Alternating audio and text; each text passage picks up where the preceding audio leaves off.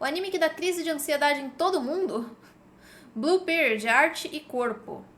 Charme, ostentação. E a história de um garoto tentando entrar numa academia de artes que acaba gerando crise de ansiedade em todo mundo que assiste. Caso você seja artisticamente ignorante, eu estou falando de Blue Period.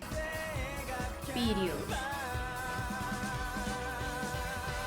Caso você não tenha a menor ideia do que eu estou falando, Blue Period é um mangá de Tsubasa Yamaguchi, ou no sentido original, Yamaguchi Tsubasa, que começou a sair em 2017 e ainda está em andamento. Já o anime, por enquanto, só tem uma temporada e saiu originalmente em 2021. Blue Period não é um estrondoso sucesso, é um mangá seinen voltado para uma demografia mais adulta, contudo é aquela obra que vai conquistando aos poucos. Cada vez mais a gente vai ter que ouvir pessoas levando até você a palavra de Blue Period. E eu só estou fazendo esse vídeo aqui porque muito me incomodaram. E o pior de tudo, eu assisti a primeira temporada do anime e eu gostei. Quer dizer, mais ou menos. Calma que eu vou explicar melhor. Primeiro vamos contextualizar aqui a historinha. O nosso protagonista é Yatori Yaguchi, um ginasial japonês que tem mais 1 ano e meio pela frente até decidir o que vai fazer da vida. Ele é um Igual menino... basicamente todos os animes já inventados na história, porque aparentemente tem alguma coisa muito interessante no ensino médio que todos os protagonistas têm que ser no ensino médio. Bonitinho, alto, de cabelos loiros, usa um piercing pra ser descoladinho. Contudo, é um típico adolescente japonês. Nada nele se destaca demais. E a Tora, porém, tem um traço bastante marcante. Ele é um tanto certinho. Mesmo a sua rebeldia é uma rebeldia performática. O que ele mais detesta é entrar em conflitos. Daí que em muito ele se molda de acordo com as pessoas à sua volta. Por exemplo... Mindente em finco. Ele carrega uma carteira de cigarro, seus colegas fumam, então ele também fuma, certo? Mais ou menos, raramente ele encosta naquele cigarro. Basicamente a carteira tá ali como um indício do quanto Yatora quer ser aceito e do quanto ele está disposto a abrir mão de uma personalidade mais marcante para poder simplesmente ser aceito pelos outros. E toda essa informação não é algo trivial, porque basicamente o que... Sinto que muito da galera que começou a usar vape foi porque tava muita gente usando vape, aí muita gente usando vape faz mais gente usar vape. Essa é a minha teoria. A gente vai acompanhar ao longo de Blue Period é a busca de Yatora por sua personalidade. E onde é que ele vai atrás disso? Aí que tá, tem a ver... O efeito manada. A descoberta que ele faz do mundo da arte. Tudo começa quando ele está lá em mais uma das aulas enfadonhas de arte, um negócio para o qual ele nunca deu bola. Contudo, uma obra em específica vai tocar ele, um quadro da veterana Maru Mori. Aqui é bem bacana, inclusive, a maneira como essa cena é mostrada. E a Tora se encanta. É como se a obra olhasse para ele, olhasse na alma dele e dissesse: tá vendo essa beleza aqui? Pois bem, ela te devora, ela te desafia. Seria você também capaz de tamanha beleza? Existe dentro de você um talento, uma potência capaz de produzir isso? Aqui é bacana porque já entram algumas questões muito caras à teoria da arte. O filósofo Immanuel Kant vai dizer que o belo é aquilo que toma a gente por assalto. Você não escolhe voluntariamente o que você acha belo. Simplesmente a beleza se impõe. Você está distraído e ela dá um tapa na sua cara. A beleza rouba o olhar. Porém a experiência de Yatora parece ser tão radical que é algo que está mais próximo do conceito de sublime. Algo que o próprio filósofo também fala, mas que já não é mais tanto uma relação de contemplação, do tipo uma pessoa contemplando um quadro, mas uma experiência de dilaceramento. Ou seja, quando aquilo que você observa mexe tanto com você, mas tanto, que você sente o seu sujeito revirado do avesso. A distância sujeito e objeto se perde. Você se dilui no que enxerga. E é isso que parece acontecer aqui. Eu nunca senti isso muito com, tipo, arte, tipo, pinturas ou coisas assim. Mas, vai ser meio nerd isso que eu vou falar, mas... uma coisa que me passa esse sentimento de eu estar absorta naquilo, o meu ser se revirar perante aquilo que eu estou vendo, são as bruxas de Madoka Mágica. Sempre que aparecia, quando eu assisti a primeira vez, sempre que aparecia uma bruxa nova, sempre que eu via como ela era construída, e eu tentava analisar o porquê ela era construída daquele jeito... eu me perdia completamente, eu parava de ler legenda, eu parava de ver tudo. Eu tava só imersa em ver como aquela bruxa se construía. E com Yatora, ele que até então era um estudante qualquer, sem interesse nenhum por artes, de uma hora para outra se vê bastante instigado. E uma figura-chave aqui para incentivar Yatora é Yuka Ayukawa, uma colega que, conforme a gente vai acompanhando ao longo da série, é algo mais na vida de Yatora. Mas não pense aqui de pronto um típico romance adolescente. Talvez até seja, mas com contornos bem mais complexos, já que Ayukawa é biologicamente homem. E eu não me adianto aqui Oh para my God. dizer que ela é uma mulher trans, porque nem isso tá muito claro. Inclusive, acho que para ela, a Yukawa gosta de roupas de mulheres, fala de uma maneira feminina e é bissexual. Então, talvez a gente possa dizer, tá, a Yukawa é uma mulher trans. Mas isso não é uma questão simples, principalmente quando a gente pensa na cultura japonesa, e eu vou falar um pouco mais disso lá pra frente. Seja como for, essa informação aqui não é de graça. Não é por acaso que a questão transgênero, ou mesmo todo um debate sobre performatividade, acabe aparecendo num mangazinho sobre arte. E eu já vou dar um spoiler aqui. Tem a ver com a frase de um filósofo que eu nunca comento aqui no canal, chamado Nietzsche. Momento E ele Nietzsche. diz: o homem deixou de ser artista, tornou-se obra de arte. Mas calma que eu chego lá. Mas voltando para a saga do nosso querido Yatora, agora que ele foi contaminado pelo vírus da arte, pois bem, ele decidiu que vai se tornar um grande artista. Ele, de maneira obcecada, e isso é tão típico quando a gente pensa em protagonistas de mangá barra anime, enfim, ele de maneira obcecada vai treinar as mais diferentes técnicas, vai decidir que ele quer estudar na Universidade de Artes de Tóquio, uma universidade, cabe dizer, bastante difícil de entrar, um número altíssimo de candidatos por vaga, mas não importa, Yatora está decidido. Só que Ele vai ser o melhor artista da Tebayo ou algo assim. simplesmente desse encontro com uma carreira tem a ver com a busca dele por personalidade. Aquele Yatora que nunca conseguiu ser ninguém muito marcante entre os seus próprios amigos, aquele Yatora que sempre fez o que precisava fazer para poder ser aceito, ele agora, a partir da arte, encontrou uma maneira de dizer: pera, mas eu tenho algo em especial. Por mais que eu precise fazer parte da sociedade, e isso, dentro da cultura japonesa, tem um peso muito grande, e a Tora está em busca também do seu próprio eu, de algo em si próprio que seja único, e que ele não consegue expressar pelo lado de dentro. Esse eu interior não emerge para ele. Daí que a maneira possível de expressar isso vai ser pelo lado de fora. Ou seja, por Porque outro... cada vez mais isso, rapaziada, tá se encontrando. Não necessariamente só em artes, tipo, pinturas ou coisas assim, mas arte no geral, tá ligado? Tá encontrando um jeito de gritar eu existo através da arte. E não só arte também, tipo... Eu sei, eu acabei de falar isso. Mas eu falo também em questão de você ser a sua própria arte e gritar que existe a partir do momento, da maneira que você se veste, por exemplo, que você... A galera tá começando a sair das caixinhas, é isso que eu tô querendo dizer. Tá todo mundo tá fora da casinha, alguma coisa assim, certo?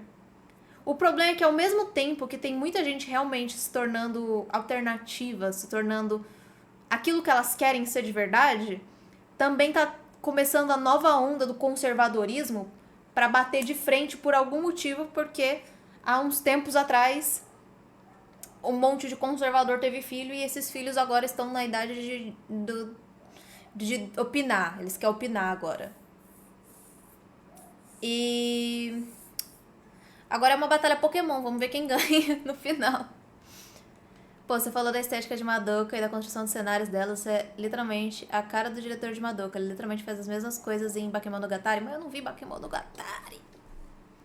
O Shimbo, o diretor, transparece muito bem pro espectador o porquê o personagem... o que o personagem... o que ele tá sentindo com a construção de cenários. Mas o Monogatari, ele extrapola isso, assim, por muito. Como, por exemplo... Então a gente fica sem exemplo, não precisamos tanto assim de exemplo.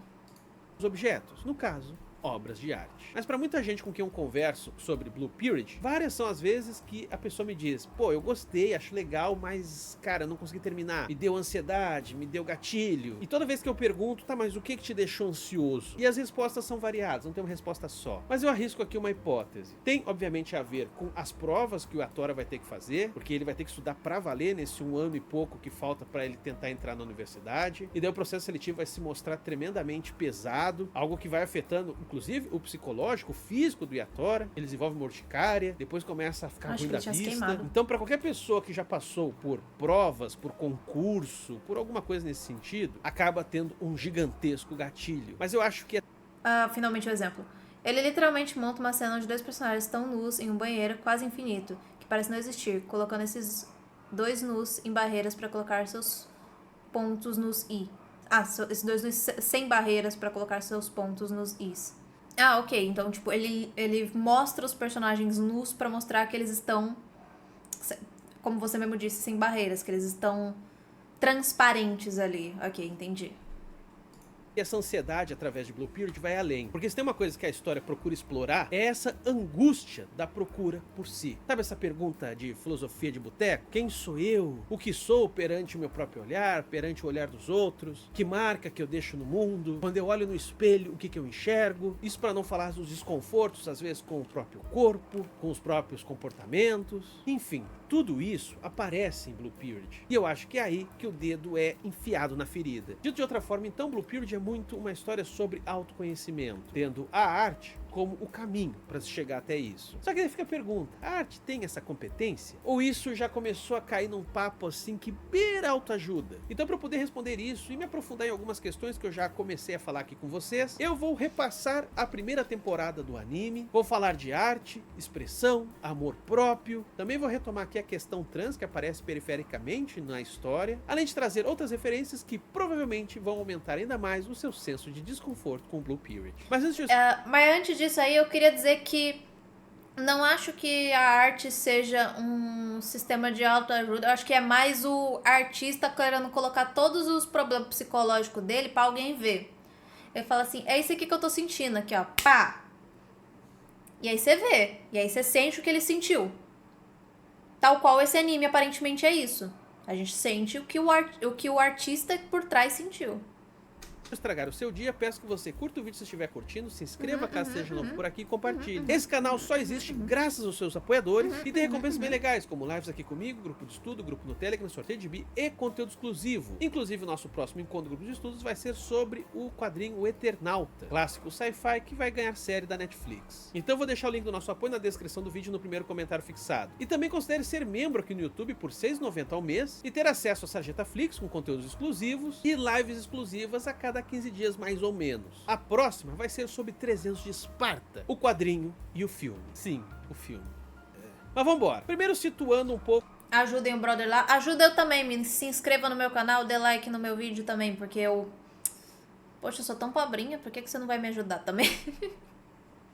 O título do mangá. Bluebeard provavelmente é uma referência ao período azul do pintor Pablo Picasso. E esse período na vida de Picasso é chamado de período azul, porque suas obras traziam sempre a tonalidade azul. Muito se atribui a uma depressão que Picasso estava passando por causa da morte de um amigo. Enfim, a menção a esse período do Picasso não me parece por acaso aqui. Primeiro porque o próprio Picasso é mencionado no início do anime, e a Tora, que sempre foi muito insensível às artes, agora começa a encontrar artistas que ele acha relevante, e óbvio, Picasso, que é um clichê, acaba aparecendo aqui. Porém, não se restringe somente à obra de Picasso, o título Bluebeard. Tem a ver com um dos maravilhamentos do Yatora, aliás, vão ter vários ao longo desse anime, mas enfim, um deles, talvez o mais importante, é aquele que acontece quando ele está andando à noite no distrito de Shibuya. E diante do amanhecer, antes do sol nascer, aquela luz azulada acaba envolvendo ele. Rola um prazer estético gigantesco diante daquela luz azulada sobre todos os prédios. Inclusive, a maneira como isso é representado tem a ver com o Yatora flutuando, se deixando envolver nesse azul como se fosse um oceano. O período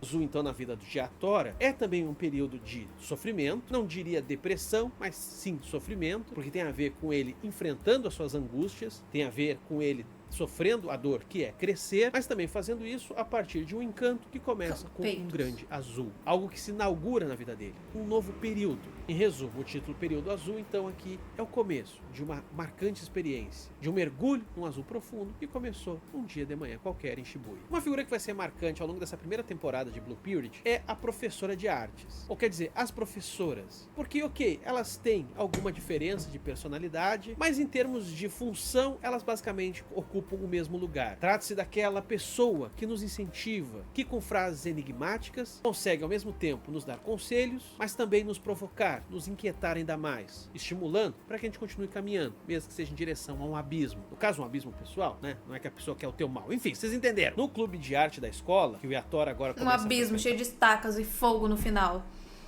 e se dedicar cada vez mais, a professora é Saeki, uma mulher com um olhar tenro, sempre com um sorrisinho no rosto. E já a professora do Instituto de Arte, que é onde o Yatora acaba se matriculando para conseguir aperfeiçoar sua técnica, é Oba, que é uma mulher mais extrovertida, diria até mesmo atraente. Ela é uma mãe de 3 filhos, bastante preocupada com os alunos, e que várias vezes eu reparei, viu, vocês não escondem isso de mim, o anime mostra algumas das suas curvas. Veja, não é um fanservice descarado. E eu diria até mais, não é uma sexualização, porque afinal de contas, uma coisa que é fundamental em Blue Period é o corpo humano, a sensualidade, que não é necessariamente uma sexualidade. Sensualidade tem a ver com sensível, Foi mal. com você sentir o seu corpo e se permitir sentir o corpo dos outros, não necessariamente por contato físico. Dito de outra forma, se trata de apreciar a beleza, inclusive da carne. E gente, isso tem muito em Blue Period. Não só uma certa sensualidade constante na história, e repito, uma sensualidade que de uma maneira muito inteligente não acontece por meio de sexualização, mas também porque essa sensualidade fica óbvia quando os personagens precisam aprender a desenhar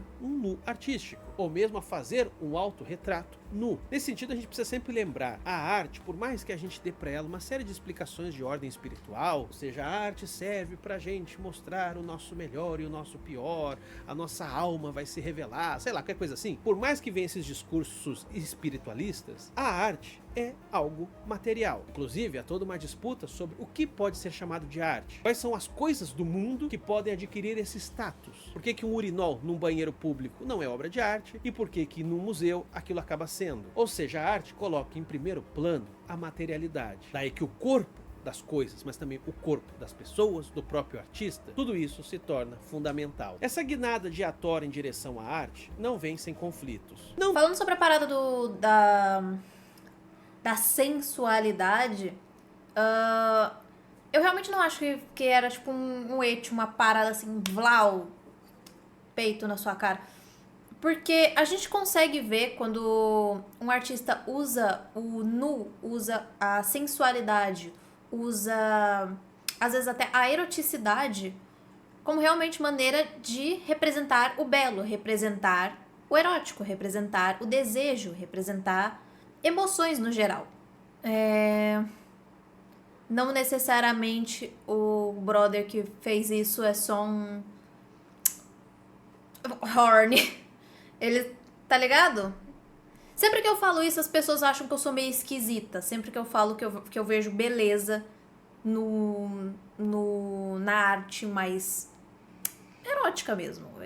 Erotismo ou só o nu, simplesmente. Tá ligado? Esses de eroticidade também é muito veiculado a obras de vampiro. É porque também tem muito o romantismo no canibalismo. Usar o canibalismo como forma de demonstrar afeto. E como vampiros são canibais, tá atrelado a isso. Também porque vampiros também são muito associados à imagem do demônio. E o que o demônio faz? Pecar. O que é pecado? Meter o pecado original. Entendeu? Não tanto pelos amigos, que até apoiam ele, mas principalmente por causa do receio dos pais. E aqui entra em jogo uma coisa que vale tanto no Brasil quanto no Japão. Artistas, muitos, só se... Você é safado, isso sim? Viu que eu falei? Quando as pessoas sem cultura escutam o meu papo, vem me chamar de safada. Sendo que eu só tô falando que realmente arte. Estou falando de arte, de maneiras de sentir e de expressar o sentimento.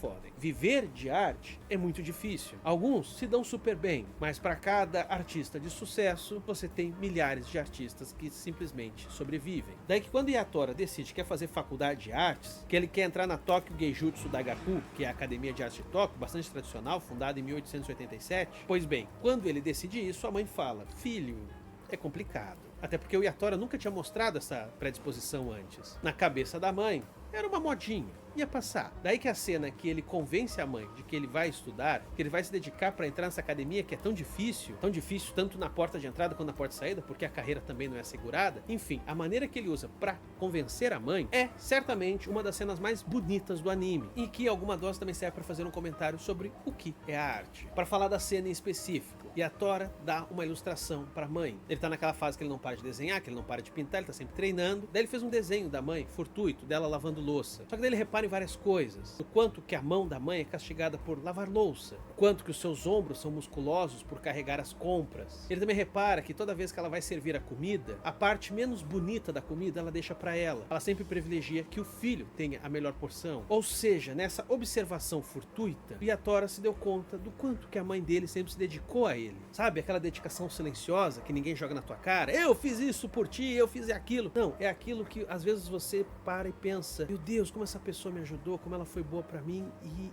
eu nunca tinha notado. E essa cena é bonita porque quando o Viatora conta pra mãe dele que ele viu isso tudo, obviamente ela cai em choro e daí ela entende, ok, Viatora, essa sua obsessão pela arte é algo mais. Essa cena também é interessante pra gente aqui levantar um debate sobre o Essa cena é interessante pra gente levantar o debate de como raios a mão dela ficou assim de lavar a louça. Ela está lavando a louça com uma lixa? Ela quebra um copo todo dia? Qual que é o problema dessa mulher? Com todo respeito. Obviamente, ela cai em choro e daí ela tem que levantar um debate sobre o quanto que a arte também pode ser um olhar mais apurado sobre o mundo. Ou seja, a arte não é algo inerente a um objeto. Como eu disse para vocês, determinados objetos podem ser considerados arte, outros não. Em diferentes momentos da história ou em diferentes culturas, aquilo que é considerado arte muda, saca? Não existe algo que seja arte para sempre e para todos. Mesmo que tenhamos obras que todo mundo fala que é arte, tipo Mona Lisa do Leonardo da Vinci, ainda assim você tem um mundaréu de outras obras que só a partir de determinado momento ou só a partir de um contexto cultural específico passou a ser considerado como arte. Contudo, essa coisa que vira arte, ou seja, a partir do momento que aquele objeto mundano é chamado de arte, muito do convite a partir dessa transformação é que a gente passe a olhar com mais atenção. Vou dar um exemplo tosco aqui, ok? Por exemplo, você está andando no Museu de Arte Contemporânea, isso aconteceu comigo, e daí você se dá conta que tem um balde com uma vassoura num canto, e daí você fica pensando, ok, isso é uma das obras expostas, ou isso é simplesmente algo que a moça da faxina deixou ali no canto? Tem gente que usa essa situação como anedota, do quanto que arte moderna ou contemporânea não tem critério, mas aqui a pessoa... É tipo aquele brother que deixou um óculos no cantinho da sala e as pessoas começaram a tirar foto do óculos achando que era uma obra de arte também. É por isso que eu digo, arte é uma coisa muito pessoal. Eu acho que você não tem que chegar e dizer, este pinico não é arte. Você pode estar na sua cabeça pensando, este pinico não é arte para mim. Arte é aquilo que você vê. Então eu acho que cada um deve interpretar a arte na sua própria cabeça, ter um pensamento crítico sobre aquilo que te faz pensar sobre arte, que você olha e você sente algo, que você olha e você pensa, putz, esse cara arregaçou, isso aqui é arte, tá ligado? Porque, por exemplo, música é arte, só que nós vai descer pra BC, não é arte pra mim, entendeu? Um Calma Calabreso não é arte pra mim, mas pra algumas pessoas pode ser e tá tudo bem. Cabe a cada um designar o que é arte pra si. Se eu jogar um punhado de fezes na parede e falar isso é arte, e você vai ter que aceitar que algumas pessoas vão dizer que não é, e outras vão dizer que é, e é isso aí. Na minha visão, obviamente, cada um tem a própria visão aí na sua casa. Falei própria de propósito. Pode ser algo feito propositalmente pra gerar crítica, às vezes é só pra aproveitar sem se aprofundar muito.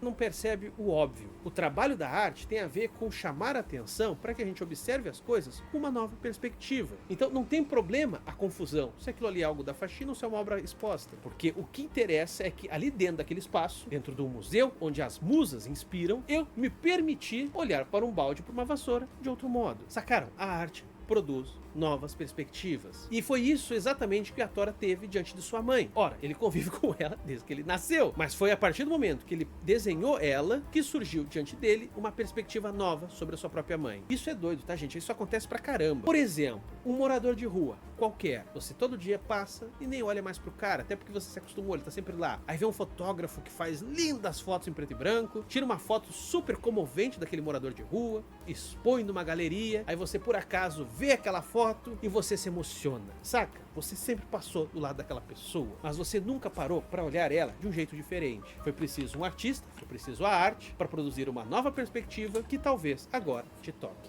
Só que eu tô falando arte no genérico, mas vamos falar especificamente do que o ator escolheu pra si. No caso, pintura, e mais especificamente, pintura a óleo. Uma coisa que eu não sabia, que eu aprendi vendo esse anime, é o quanto que as escolas japonesas de arte separam pintura a óleo de pintura japonesa. O que faz todo sentido, eu, idiota, que nunca tinha me dado conta. Inclusive, eles têm um termo pra isso. A pintura japonesa é Nihonga, e a pintura ocidental, Yoga. A diferença tem a ver com uma questão material, já que a pintura japonesa trabalha muito com pigmentos materiais, orgânicos, eventualmente tinta, seja em seda ou em papel japonês, com pincéis e a base de água. Mas tem também a ver com uma questão estilística. A pintura japonesa tradicional, e matoe, muito presente em pergaminhos, em portas de correio, em biombos, tem como sua principal influência a arte chinesa, somente aquela que chega a partir da dinastia Tang. E isso vai desenvolvendo escolas no Japão, como a escola Tosado do século XIV, meu favorito é principal... aquela jaca, graviola. Graviola, bom demais graviola. Representante do Yamato-e, mas depois tem a chegada da escola Kanō, que também vai se tornar muito importante, principalmente a partir dos shogunatos, a partir da ascensão dos samurais, e que vai acabar se tornando prevalecente entre o século XV até o século XIX. Existem também outras escolas de estilo na pintura japonesa, mas o fato é que essas diferentes escolas vão acabar se misturando e formando aquilo que vai ser chamado de Nihonga. Esse debate todo sobre pintura japonesa é interessante porque vai além só do campo da arte. Tem a ver com uma certa busca da essência japonesa pelos próprios japoneses. Algo que para alguns é só um delírio nacionalista. Não é por acaso que o próprio conceito vai se consolidar a partir do final do século XIX, ou seja, a partir da ascensão do nacionalismo da era Meiji. Já que... Gostaria de também abrir um pequeno parênteses aqui, de que o Japão é tão Japão, Japão, que eles ficaram muito vendendo as próprias músicas japonesas pra dentro do Japão durante tanto tempo, sem querer exportar a música pra fora, dizendo que não, tá bom assim, a gente só quer que japonês escute as músicas de japoneses e a gente tá feliz assim.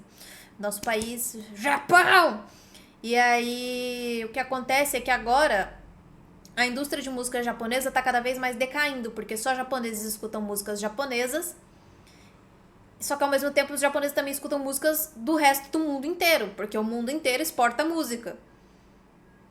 Então a música japonesa está cada vez tendo menos espaço.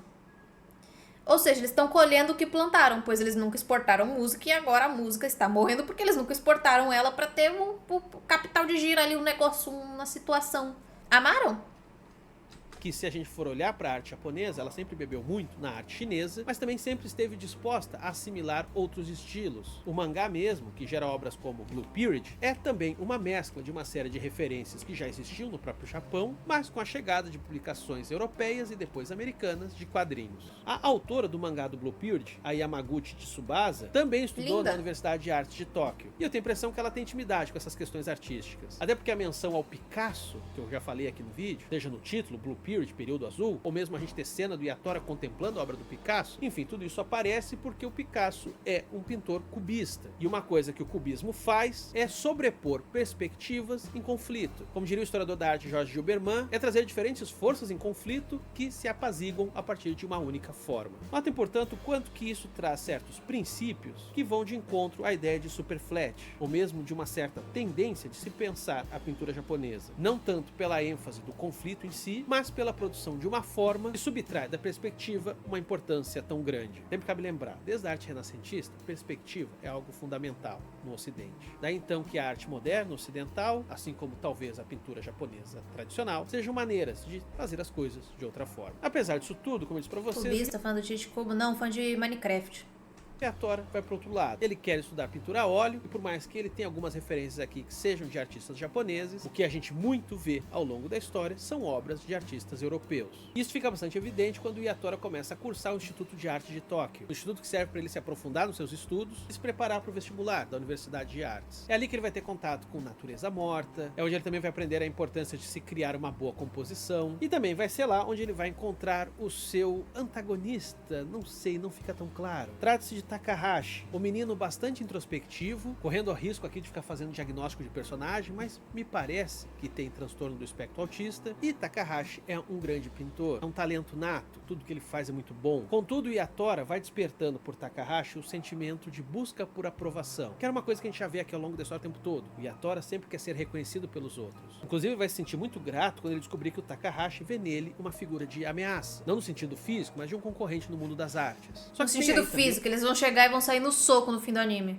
um aspecto bastante passional. O Yatora vê no Takahashi algo mais. E não é por acaso que no mangá o Takahashi é muito parecido com a Mori, a veterana que fez ele entrar no mundo da arte. Ambos são baixinhos, ambos têm o cabelo preto dividido no meio. Essa confusão visual é inclusive explorada no próprio anime. E daí você começa a misturar as coisas. A Mori é quase que uma espécie de musa pro Yatora. É a veterana que ele teve contato com a arte e que serviu de impulso para ele também fazer arte. Já o Takahashi é um adversário, mas também é aquele que dá gás, que impulsiona o Yatora a encontrar a sua própria forma de fazer arte. Daí que em ambos os casos tem muita paixão, não necessariamente entre indivíduos, mas também, porém, principalmente, a paixão que une eles a partir de um senso artístico que é bastante abstrato. E a ansiedade, que eu tanto falei aqui? Bem, para além do próprio Yatora, que conforme a gente vai vendo aqui, vai ficando cada vez mais obsessivo, inclusive por motivos materiais, ele vem Ícone bissexual ou não? Não entendi muito bem. de uma família modesta, ele não tem condições de pagar uma universidade particular cara, então a Universidade de Arte de Tóquio, que é uma universidade pública, se torna a única opção, porém essa opção, por sua vez, é bastante seleta, enfim. Por toda essa cobrança que é jogada sobre ele, e que vai fazendo com que ele adoeça ao longo da história, algo que também vai fazendo que os nervos venham à flor da pele ao longo de Blue Period, são os coadjuvantes. O próprio Takahashi aqui, a gente percebe o quanto que ele tem dificuldade de lidar com os outros, o quanto que o convívio social para ele é muito, muito difícil. E a relação que ele tem com o Yatora nem mesmo é clara para ele. Por um lado, Yatora fascina Takahashi. Por outro, é um estorvo, é um indicativo de um convívio social que ele não está pronto para ter. Outra personagem importante aqui também para aflorar ansiedades é Maki Kuwana. Ela também é uma talentosa artista, mas nossa, o design dela me incomoda muito. Que já estuda na universidade. Ela é muito esquisitinha, com todo respeito. Sei lá, parece que teve corte químico no cabelo dela bem aqui. Deve ter tido mesmo, ela fica descolorindo o cabelo.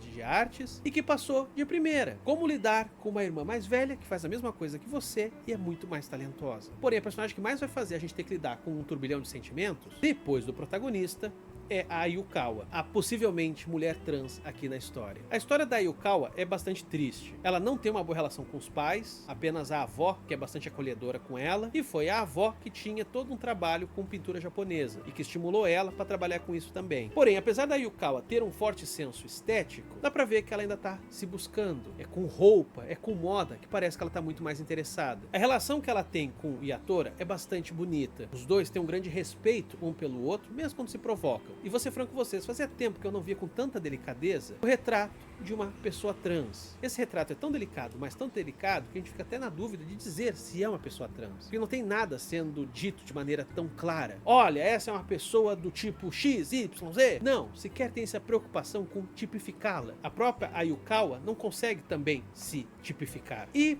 em par, está tudo bem para os dois. Quando eles estão juntos, eles estão bem. Quer dizer, eles brigam também. E tem uma fala aqui que é muito boa. A Yukawa diz pro Yatora: olha, você sempre foi aquele carinha que, vendo alguém se afogar, você joga uma boia salva-vidas. Mas você jamais vai pular na água junto com seu amigo. Isso é algo que deixa o Yatora bastante consternado, porque ele descobre que a Yukawa tá num momento bastante ruim, ela desistiu do mundo da arte, os pais jogaram fora tudo que era dela, ela saiu de casa e, sem muita opção, ela tá cada vez mais se envolvendo com o pessoal meio barra pesada. E Yatora então entende o recado sobre pular na água, e reparem de novo a noção de água, azul e tal, e ele vai em resgate da Yukawa. Um resgate escalou muito rápido, eu não tava esperando que ia pra onde fui. Que não tem a ver com ele ser o salvador daquela pobre mulher trans indefesa, mas que também tem a ver com a própria Ayukawa ajudando a Yatora a se encontrar. E aí vem, eu acho que depois daquele papo dele convencendo a mãe, a segunda sequência mais bonita do anime, que começa com o Yatora indo atrás da Ayukawa. Eles têm um papo muito pesado sobre vida e sobre não querer continuar vivendo quando eles estão no metrô, mas eles acabam pegando um metrô juntos, vão até o fim da linha, vão parar numa praia no inverno, frio pra diabo, conseguem alugar um quarto, e aí você deve estar pensando, rolou romance? Do ponto de vista platônico, talvez dê pra dizer que sim, mas é isso, platônico. O encontro dos dois tem mais a ver com os dois se descobrindo, e daí vem a cena que plasticamente é a mais bonita de todas no anime, que é quando os dois combinam de fazer um autorretrato nu. E eles têm vergonha um pouco um do corpo do outro. Então eles colocam um biombo no meio e cada um vai pintando no seu canto. Eles não vão se ver pelados, mas depois vão mostrar o resultado dessa arte um pro outro. E aqui é o primeiro momento que a gente vê a Ayukawa confortável com seu corpo. Porque a Uekawa diz, olha, eu não gosto de me pintar, eu não gosto de me pintar nua, porque eu acho que você entende, né? Já o próprio Yatora olha pro seu corpo e acha ele ridículo. Então naquele momento ali, os dois, com seus desconfortos, com as suas ansiedades, acabam um dando força pro outro pra se aceitar, pra traduzirem... Ó, rapaziada, pra você se pintar nu, você tem que estar com uma coragem muito da grande. Porque você ser artista e você desenhar um corpo, você já fica, nossa, que trabalho horroroso que eu tô fazendo.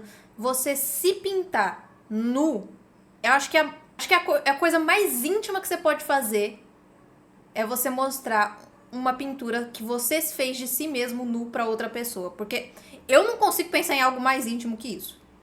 É assustador essa ideia até pra mim, agora que eu parei pra pensar. Desenham quem eles são e quem eles podem ser, sem qualquer tipo de recriminação sobre quem você é. Não com as suas roupas deslumbrantes, mas quem você é em carne e osso. Notem então como ao longo de Blue Period tem muito essa ideia da arte como expressão. O filósofo da arte Noel Carroll vai dizer que a arte ao longo da história teve 3 conceitos bastante claros. Ele deixou a barba crescer porque o nome dele é Noel? Perdão, vamos seguir o raciocínio aqui. Porém, esse recorte que ele vai fazer aqui é muito europeu. Mas vamos lá. Ele vai dizer que até mais ou menos ali o século XVIII, a arte era vista como representação. E notem como até hoje a gente fala isso. Ah, aquilo foi bem representado. Ah, aqui falta representatividade. Enfim, notem que até hoje a gente está comentando essa parada. Porém, vai ser entre o final do século XVIII até o final do século XIX que a arte também vai passar a ser vista como expressão. E daí, a partir disso, vem toda essa nossa ideia do que o artista quer dizer, qual é a intenção de quem fez. O primeiro artista que chapou. É o que eu gosto, é assim que eu gosto de deixar na nomenclatura dele o primeiro artista que chapou legal na hora de pintar. A expressão dos seus sentimentos na obra e pá. Ó, tem uma ideia muito vinculada ao período romântico e que parece ser aqui que tá em... Tinha muita coisa de surrealismo e tal, a gente chama arte abstrata, mas aquele foi o artista que chapou. Blue Period, certo? Mas vamos lá, calma. O terceiro conceito de arte, segundo Noel Carroll, que vai se estabelecer do final do século XIX até metade do século XX, é a ideia de arte como forma. Esse conceito, ele tem o caráter de ser mais abrangente. Ou seja, a arte decorativa pode entrar aqui, ela não entrava quando se pensava como representação. O que a arte decorativa representa? A ideia de arte como forma também consegue fugir dessa ideia de que o artista tá lá sempre se expressando. Às vezes o cara é só alguém que está sendo pago fazendo o que mandaram ele não está expressando nada. Contudo, essa ideia de arte como forma também levanta um problema. E o conteúdo? Mais do que isso, se a arte é uma questão de forma, quais são as formas que são artísticas e quais são as formas que não são artísticas? Qual é o critério? E é por isso que, segundo o próprio Noel Carroll, a partir dos anos 60 do século XX, a arte passa a ser algo sem conceito. Nós não temos um conceito da arte. Isso não quer dizer que se cai num vale tudo, mas se opera a discussão artística sem um conceito claro. É um acordo de todos envolvidos que, olha, a gente vai falar sobre arte mesmo não tendo um conceito sobre isso. Voltando pro Blue Period, por ele ser um típico romance de formação, ou seja, pra gente acompanhar o Yatora crescendo, amadurecendo, acaba tendo ênfase aqui, claro, essa ideia de arte como expressão. Mas isso não é só uma ideia romântica ocidental. Tem também aqui algo da tradição cultural japonesa, de algo que se chama de Izai Fudesaki, o sentimento na ponta do pincel. Cabe lembrar uma coisa, galera. A escrita japonesa, principalmente por causa dos kanji, dos ideogramas, traz uma grande ênfase na caligrafia, a necessidade de saber. Inclusive tem um anime muito bom sobre isso sobre essa arte da caligrafia. O nome é, acho que é Barakamon, o nome do anime, se não me engano. Ele é muito bom, ele também fala muito sobre um burnout, fala sobre um art block, fala sobre você às vezes precisar dar uma parada naquilo que você está fazendo e se reencontrar com você mesmo para você conseguir seguir na sua arte. Por isso a caligrafia, ênfase na caligrafia, a necessidade de saber desenhar um kanji. Por isso a caligrafia constantemente se encontra com a pintura. E isso é algo que o Japão herdou da China. E segundo o pensador Shuichi Kato, essa junção de caligrafia e pintura é o que vai gerar a ideia de espaço de expressão pessoal. Porque assim como na escrita você tem que escrever direito para conseguir se expressar, a pintura, vindo deste mesmo lugar, desse mesmo gesto, acaba herdando também a necessidade de ser expressiva. Ainda que o próprio Kato vai dizer que, enquanto que a arte chinesa se manteve bastante obediente a essa ideia, no no Japão ela acabou sendo transgredida. Ou seja, muito do que os artistas japoneses fizeram foi buscar ir contra essa expressividade. Mas notem, ainda é um jogo de conflito. Você afirma essa expressão para logo em seguida ir contra ela. E gente, isso é o arco do Yatora. Ele o tempo todo com a sua arte está em busca de uma assinatura. Uma busca que é também uma busca de si. Mas conforme ele vai aprendendo, ele vai estudando mais sobre arte, o que ele precisa o tempo todo é desfazer o que ele acabou de fazer. Daí a importância simbólica do autorretrato que ele faz na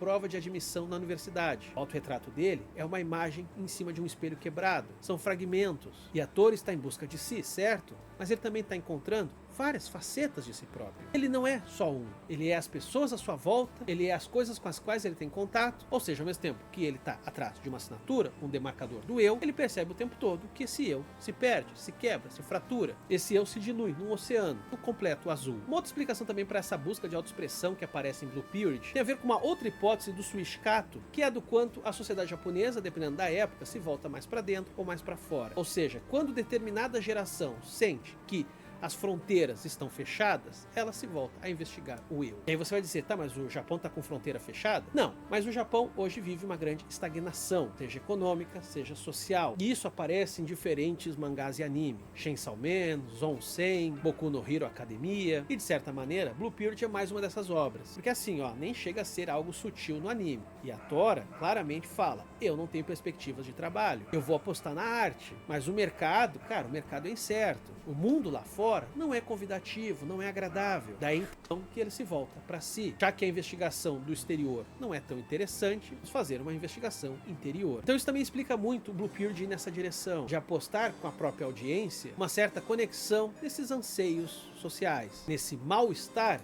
que acaba fazendo com que a gente se volte para nós mesmos. E outro detalhe aqui que eu acho importante comentar é que esse status não claro de mulher trans da Ayukawa talvez se deva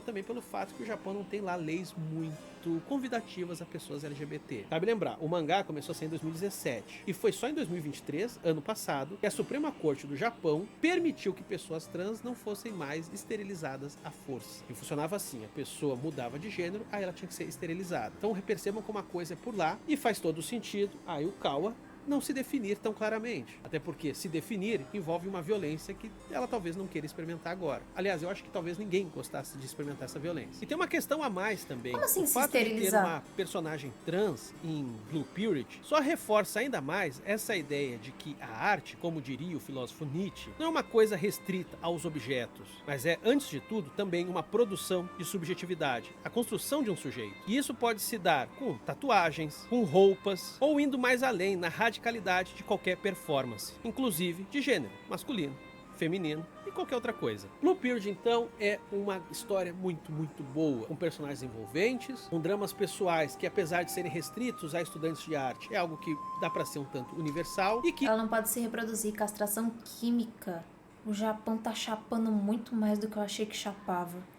E, ao mesmo tempo, faz muitos comentários sobre arte, sobre o que é arte, sobre o que é fazer arte, sobre o que é buscar a arte. Eu me arrependo amargamente de ter deixado passar o mangá quando ele estava saindo no Brasil, embora você ainda encontre vários volumes, e eu acho que uma hora ou outra talvez a editora Panini reimprima os primeiros números, mas é aquela história, você pode ir atrás de sebo, você pode ir atrás de livrarias, mas se for pela Amazon, usa o nosso link aqui que ajuda muito. Quanto ao anime, bem, ele está disponível na Netflix, e tecnicamente eu acho ele bem mediano. Dá pra ver que não é um anime com muito orçamento, mas a história é tão boa, que ela segura a onda. Então eu recomendo também. E já que eu falei de recomendação, vocês agora sugiram outras obras para analisar aqui, seja envolvendo arte, cultura japonesa, ansiedade. Aliás, obras sobre ansiedade tem pencas, né? Então você pode sugerir muitas aí. Vai, escreve aí, vai, comenta umas coisas legais aí para ajudar. E sim, vai ter vídeo Mob Psycho. Calma. E ainda nessa atuada sobre ansiedade, fica a sugestão que você assista o nosso vídeo sobre Last Look, mangá do mesmo autor de Chainsaw Man e que agora tem anime. No mais, siga a gente nas nossas outras redes sociais, TikTok, Twitter e Instagram. Obrigado por assistir. Valeu, pessoal. Tamo junto. Nice. Ótimo vídeo, aliás. Parece um anime muito legal. Detalhe, a castração química começou com um bigodinho alemão, então, né? Nossa, mas é que o Japão é muito conservador. O Japão é muito não amigável se você não for um homem japonês cis. Se você for qualquer coisa além de um homem japonês cis, acabou pra você. Acabou pra você. Enfim, se explode o Japão inteiro.